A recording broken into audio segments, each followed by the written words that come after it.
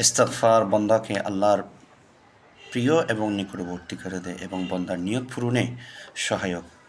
একদা ইমাম আহমদ ইবনে হাম্বল রাহিমাহুল্লাহ একটি মসজিদে আশ্রয় নিলেন রাত যাপনের জন্য। তখন ওই মসজিদের দায়িত্বপ্রাপ্ত ব্যক্তি তাকে মসজিদে থাকা যাবে না বলে বের করে দিলেন।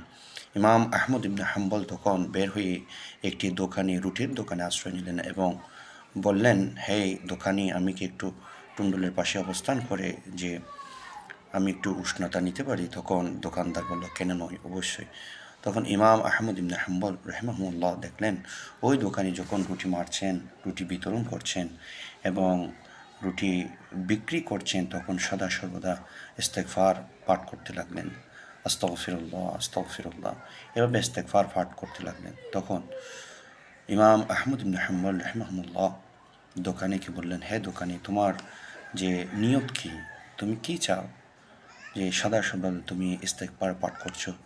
দোকানি বললেন, আমি চাই যে যুগের শ্রেষ্ঠ ইমাম এবং মুহাদ্দিস হযরত ইমাম আহমদ ইবনে হাম্বল রাহিমাহুল্লাহকে একটু নিজের স্বচক্ষে দেখতে, ফয়েজ বরকত হাসিল করতে।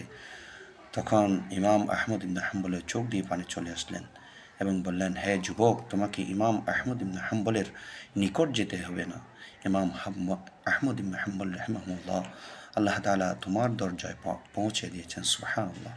সুতরাং আল্লাহ তাআলা আমাদেরকে বেশি বেশি ইস্তেগফার পাঠ করার, দৈনিক ৭০-এর ঊর্ধ্বে ইস্তেগফার পাঠ করার আল্লাহ তাআলা আমাদের সবাইকে তৌফিক দান করুন। আসসালামু আলাইকুম রাহমাতুল্লাহি ওয়া বারাকাতুহু।